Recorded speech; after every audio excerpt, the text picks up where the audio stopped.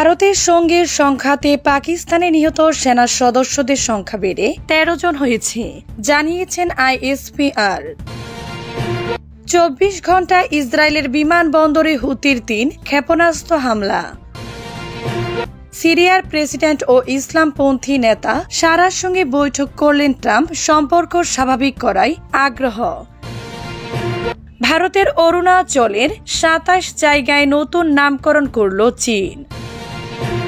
মধ্যপ্রাচ্য সফরে Trump, Netanyahu এবারও নিষ্ক্রিয় দর্শক। পাকিস্তানের সঙ্গে সংঘাতের বিস্তারিত কূটনৈতিকদের জানালো ভারত, ছিল না চীন তুরস্ক। ভারতের সঙ্গে সাম্প্রতিক সংঘাতে পাকিস্তানে নিহত সেনা সদস্যদের সংখ্যা বেড়ে ১৩ জন হয়েছে। দেশটির আন্তঃবাহিনী জনসংযোগ পরিদপ্তর আইএসপিআর বলেছে, ভারতের সঙ্গে সাম্প্রতিক সামরিক সংঘর্ষের দায়িত্ব পালন করতে গিয়ে শহীদ সেনা সদস্যদের সংখ্যা বেড়ে ১৩ জন হয়েছে। আইএসপিআর বলেছে, ২০২৫ সালের ৬ থেকে ৭ মে রাতের মধ্যে ভারতীয় সশস্ত্র বাহিনী যে নির্লজ্জ ও কাপুরুচিত আগ্রাসন চালায়, তাতে নারী, শিশু, বৃদ্ধ সহ নিরীহ বেসামরিক নাগরিক লক্ষ্যবস্তু হয়েছেন। সংস্থাটি আরও জানায়, ভারত সম্পূর্ণ বিনা উস্কানিতে পাকিস্তানের ৬টি ভিন্ন স্থানে এই আগ্রাসন চালায়। বিজ্ঞপ্তিতে আইএসপিআর বলেছে, মাতৃভূমি রক্ষায় অতুলনীয় সাহস ও অটল প্রত্যয়ে লড়াই করতে গিয়ে বুধবার হাসপাতালে চিকিৎসাধীন অবস্থায় আরও ২ বীর সন্তান শাহাদাত বরণ করেছেন। এর ফলে পাকিস্তান সশস্ত্র বাহিনীর মোট শহীদ সদস্যদের সংখ্যা ১৩ জনে দাঁড়ালো।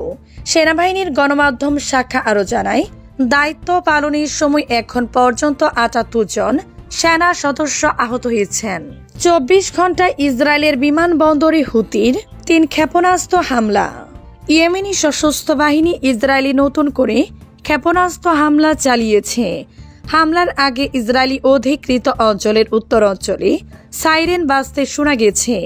হুতির সামরিক মুখপাত্র ইয়াহিয়া সারি বলেছেন, তারা বুধবার তেল আবিবের কাছে বেন গুরিয়ন বিমানবন্দরে একটি হাইপারসনিক ব্যালিস্টিক ক্ষেপণাস্ত্র নিক্ষেপ করেছে। সারি বলেন, ক্ষেপণাস্ত্রটি সফলভাবে লক্ষ্যবস্তুতে আঘাত আনে। এর ফলে লাখো ইসরায়েলি আশ্রয় কেন্দ্রে যেতে বাধ্য হয়েছে। বিমানবন্দরে প্রায় ১ ঘন্টা বিমান চলাচল বন্ধ থাকে। সারি বলেন, ইয়েমেনি সশস্ত্র বাহিনীর অভিযানের লক্ষ্যে গাজা উপত্যকায় অবিচল ও ধৈর্যশীল জনগণের উপর আগ্রাসন বন্ধ করা, যুদ্ধের অবসান ঘটানো এবং তাদের উপর চলমান গণহত্যা বন্ধ করা, যা আজও সমৃদ্ধ বিশ্বের চোখের সামনে অব্যাহত রয়েছে। তিনি আরও বলেন, ইয়েমেনি সশস্ত্র বাহিনীর দৃঢ়তার সঙ্গে পুনর্ব্যক্ত করেছে যে এই অভিযানগুলো অব্যাহত রয়েছে। গাজার উপর আগ্রাসন বন্ধ না হওয়া এবং অবরোধ প্রত্যাহার না হওয়া পর্যন্ত এটি বন্ধ করা হবে না। ইসরায়েলের ব্যস্ততম এবং সবচেয়ে গুরুত্বপূর্ণ বিমানবন্দর বেন গুরিয়নকে লক্ষ্য করে ২৪ ঘন্টারও কম সময়ের মধ্যে এটি ৩য় ক্ষেপণাস্ত্র হামলা। সিরিয়ার প্রেসিডেন্ট ও ইসলামপন্থী নেতা সারার সঙ্গে বৈঠক করলেন ট্রাম্প, সম্পর্ক স্বাভাবিক করায় আগ্রহ। যুক্তরাষ্ট্রের প্রেসিডেন্ট ডোনাল্ড ট্রাম্প আজ বুধবার সৌদি আরবে রিয়াদে সিরিয়ার প্রেসিডেন্ট আহমেদ আল সারার সঙ্গে বৈঠক করেছেন। এর আগে আংশিক এক ঘোষণায় যুক্তরাষ্ট্র জানায়, সিরিয়ার ইসলামপন্থী নেতৃত্বাধীন সরকারের উপর থেকে তারা আরোপিত সব নিষেধাজ্ঞা তুলে নিচ্ছে। দুই দেশের সম্পর্ক স্বাভাবিক করার বিষয়টি বিবেচনা করেছে। রিয়াদে আজ যুক্তরাষ্ট্র ও উপসাগরীয় আরব দেশগুলোর মধ্যে অনুষ্ঠিত এক সম্মেলনে ট্রাম্প এ তথ্য জানান। সম্মেলনের আগে ট্রাম্প সারার সঙ্গে বৈঠক করেন। এ সময় সৌদি আরবের যুবরাজ মোহাম্মদ বিন সালমানের উপস্থিতিতে করমর্দন করেন তারা। এই ছবি সৌদি রাষ্ট্রীয় টিভিতে প্রচার করা হয়।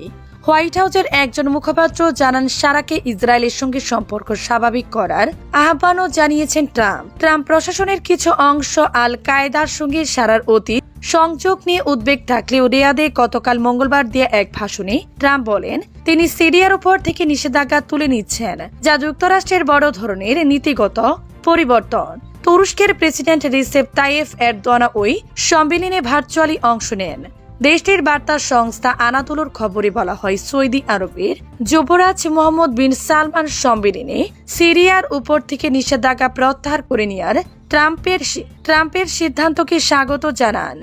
ইসরায়েল সারার প্রশাসন নিয়ে এখনো গভীরভাবে সন্দেহান থাকলেও সিরিয়ার উপর থেকে নিষেধাজ্ঞা তুলে নেওয়ার ওই ঘোষণা দিলেন ট্রাম্প। ভারতের অরুণাচল প্রদেশের ২৭ জায়গায় নতুন নামকরণ করেছে চীন।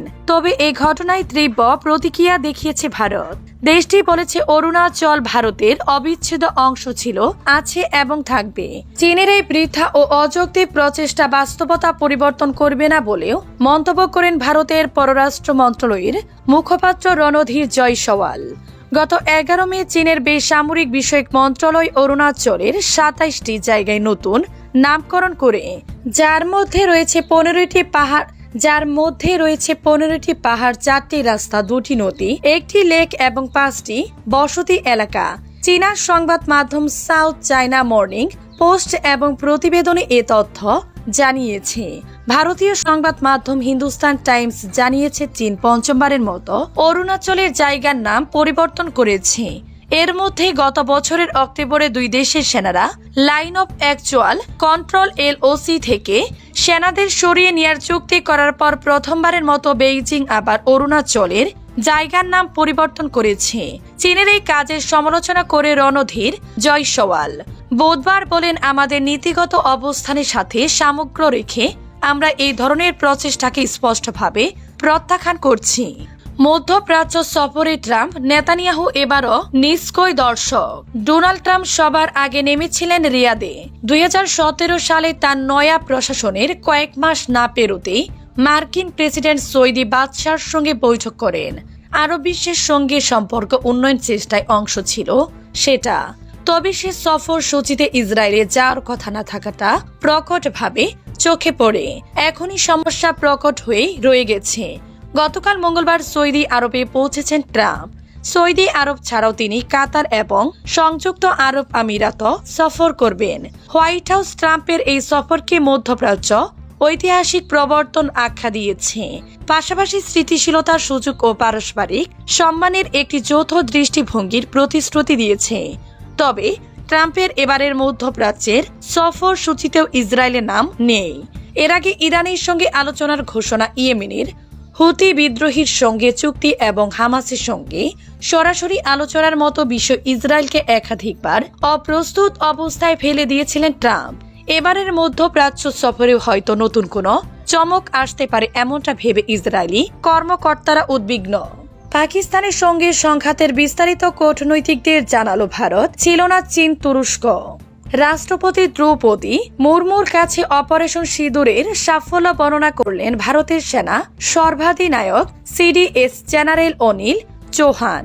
তার সঙ্গে উপস্থিত ছিলেন স্থল, নৌ ও বিমান বাহিনীর ৩ প্রধান, যথাক্রমে জেনারেল উপেন্দ্র দ্বিবেদী, অ্যাডমিরাল দীনেশ ত্রিপাঠী ও air chief marshal Amarpreet Singh. আজ বুধবার সংবাদ সংস্থা PTI এর খবরে বলা হয়, সেনাবাহিনী রাষ্ট্রপতিকে সন্ত্রাস বিরোধী অভিযানের সাফল্য বিস্তারিত বর্ণনা করেন। রাষ্ট্রপতিকে সশস্ত্র বাহিনীর সর্বাধিনায়ক অনিল চৌহান বলেন,